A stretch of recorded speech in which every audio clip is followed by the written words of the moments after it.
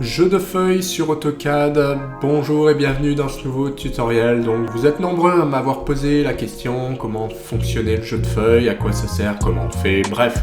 Je vais essayer d'y répondre, mais avant ça, pensez à vous abonner à la chaîne et à activer les notifications, ça, c'est pour être sûr de ne rien louper. Allez, c'est parti, bienvenue sous l'environnement AutoCAD. Donc là, j'ai ouvert mon AutoCAD, en fait, dans le fichier. Vous allez trouver un certain nombre de choses, et notamment ce qui nous intéresse, c'est le gestionnaire du jeu de feuilles. Donc en fait, vous allez cliquer dessus tout simplement. C'est simplement une palette qui sera toujours disponible, qu'on peut ancrer comme les propriétés, les calques et les références externes par exemple. Mais l'avantage de ça, c'est que ça va vous permettre d'ouvrir rapidement soit un fichier, soit une présentation à imprimer. Donc, ce qui est intéressant, c'est qu'il y a pas mal de choses. Ce qu'il faut retenir, c'est qu'on peut ouvrir directement un fichier qui sera disponible là, mais plus intéressant, vous avez la possibilité de créer un nouveau jeu de feuilles. Alors, ce qui est intéressant, c'est que vous allez pouvoir récupérer, comme je vous l'ai dit, des présentations sans avoir à ouvrir le fichier en lui-même. Du coup, si vous voulez imprimer sans ouvrir le fichier, c'est un gros gain de temps. Voilà, donc on va essayer ça à l'aide de fichiers, de dessins existants. C'est plus simple et ça permet d'avoir toutes les options. Donc ici, je viens chercher dans mon répertoire, je viens me mettre quelque part. Donc là, je suis dans coffrage, très bien. Je fais suivant. Vous mettez par exemple sur un dossier complet et vous faites suivant. Ensuite, il va me demander de parcourir. Je vais parcourir et je vais me mettre à l'endroit où je veux développer. Par exemple, dans AutoCAD, moi j'ai un répertoire coffrage. Je vais cliquer sur coffrage et je vais faire OK. Alors, ce qui est intéressant, c'est que là, j'ai deux fichiers DWG. Dans ces fichiers DWG, j'ai des présentations. Je peux lui demander de m'afficher, par exemple, que le A3 dans ZWCAD.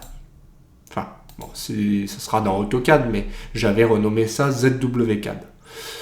Et ici, je suis en GCB, donc c'est mon outil de coffrage, un gabarit complet, où là, je vais lui demander de m'afficher seulement le grand plan X et en A4, sachant qu'il n'y a pas grand-chose dedans. Peu importe, justement, j'ai fait ça parce que ça ramait beaucoup moins. Si je m'amuse à ouvrir un plan très lourd, j'ai le temps d'aller boire un café et vous aussi. Donc l'idée c'est de vous montrer quelque chose de simple, sachant que si vous avez une usine à gaz, ça sera le même principe, sauf que ce sera beaucoup plus long à paramétrer au départ. Donc deux fichiers, deux présentations sélectionnées. Là pareil, donc je peux aussi, par exemple, j'ai un fichier ancien. Dans ce fichier, je sais que j'ai un peu tout. Si je le veux pas, je décoche. En gros, si je clique ici, je vois tout ce qu'il y a dedans. Comme je vous le disais, ça rame convenablement. C'est pour ça que il faut pas trop s'amuser à le faire après coup. Parce que voilà, on voit que ça rame vraiment beaucoup. Plus on a de choses dedans, plus c'est long. Donc finalement, il a réussi à m'ouvrir des choses, je ne vais pas m'amuser à cliquer ailleurs. En gros, ce qu'il faut retenir, c'est que là, j'ai décoché. Pareil dans ressources, je sais que j'en ai beaucoup, je vais décocher. En gros, j'ai coché que ça. Et en théorie, j'aurai à chaque fois mon fichier et les présentations. Donc, je vais faire suivant. Bon, là, ok, il me récapitule un petit peu ce qu'on a dit, hein. On veut ça, d'accord. Bon, là, il me raconte un petit peu ce qu'il veut, donc on va le faire terminer. Donc maintenant, j'ai la liste des feuilles. Donc les feuilles, c'est ce qu'on a vu. Ici, j'ai mon premier outil, vous vous souvenez, ZWCAD. Enfin, j'ai appelé ZWCAD, avec deux feuilles. La première A3, la première A3.1. Donc la première page du A3. L'autre, c'est le X, donc c'est mon gabarit coffrage béton classique. Et là, c'est mon A4. Donc déjà, je peux imprimer les feuilles directement. Donc ça, c'est pratique. Enfin, je peux, par exemple, publier, j'imagine, voilà, une fois que j'aurai ouvert, puisque là, j'ai rien ouvert, jeu de feuilles, vue des feuilles, donc voilà. Donc là, je pourrais régler peut-être d'autres choses. Mais l'idée, c'est ça. Si je veux ouvrir mon fichier, finalement, j'ouvre, et il va me mettre ici à l'endroit que je souhaitais. Donc là, en l'occurrence, je suis bien en A3. Si je clique ici, je serai en A3, 1, etc., etc. Donc, ce qui est bien, c'est qu'en fait, il va vous ouvrir à la fois le fichier et à la fois, il va vous mettre sur la présentation. Donc, vous voyez, là, j'ouvre tout ça volontairement. Donc, j'ai tout ouvert, là, on dirait. Alors, j'ai tout ouvert, ce qui fait que maintenant, si je veux imprimer tout ça, je fais publier. Donc ça, c'est vraiment très très pratique parce que si vous avez un gros dossier, vous allez pouvoir sélectionner ce que vous voulez. Ça vous ouvre un fichier. Donc là, il m'a ouvert ce fichier. Et dans ce fichier, je peux travailler et je peux enregistrer, je peux publier, sachant que c'est dans deux fichiers différents. D'accord ? J'ai un premier fichier et j'ai un deuxième fichier. Là, je suis dans un fichier comme ça, et là, je suis dans un fichier comme ça. Donc, il est un petit peu différent, on le voit. Mais du coup, je peux, en sélectionnant, en maintenant Shift ou Maj, je peux choisir de tout imprimer. Ou alors, je clique ici, je maintiens et j'imprime ces trois-là. Ou alors, je fais... Ouais, non, c'est ça. Je fais CTRL et je sélectionne avec CTRL ce que je veux. Voilà, tout simplement. Tant que je maintiens CTRL, je peux les additionner ou les enlever. Donc voilà, l'idée c'est ça, c'est qu'à tout moment, je peux publier ou envoyer par e-transmit aussi à un architecte qui me directement. Je l'ai au téléphone, il me dit « Ah bah tiens, j'ai tes plans là, 1, 4, tu peux m'envoyer ça ?» Ok, ok.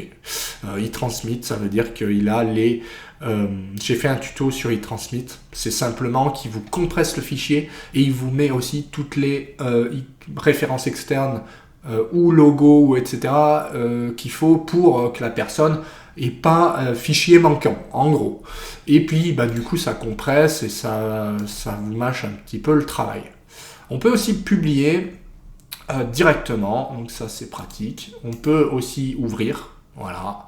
Donc on peut faire pas mal de choses. Donc si vous sélectionnez, là j'ai tout ouvert, si c'est pas le cas, vous faites clic droit, ouvrir, ou ouvrir en lecture seule pour pas faire de bêtises.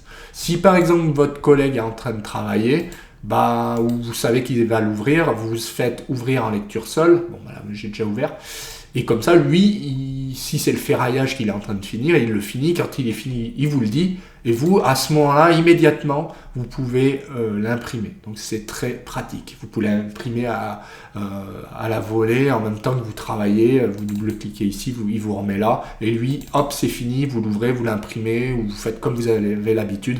Et en gros, ce qu'il faut retenir, c'est ça. Donc, c'est vraiment très pratique parce que on peut gérer toutes les présentations de plusieurs fichiers. On peut aussi ouvrir n'importe quel fichier à droite à gauche. Je vais tester. Je vais ouvrir un fichier au hasard. Dans la bibliothèque, non. Où est-ce que je vais ouvrir ? Ouais, je vais ouvrir dans les documents. Donc je vais aller là-dedans et je vais ouvrir un fichier, par exemple, au hasard. Exemple de rendu, ancien, alors là, je peux ouvrir que des jeux de feuilles par contre. Ok, donc, l'idée c'est ça. Après, je sais qu'on peut aussi gérer des modèles complets, je crois. Mais je me rappelle plus vraiment.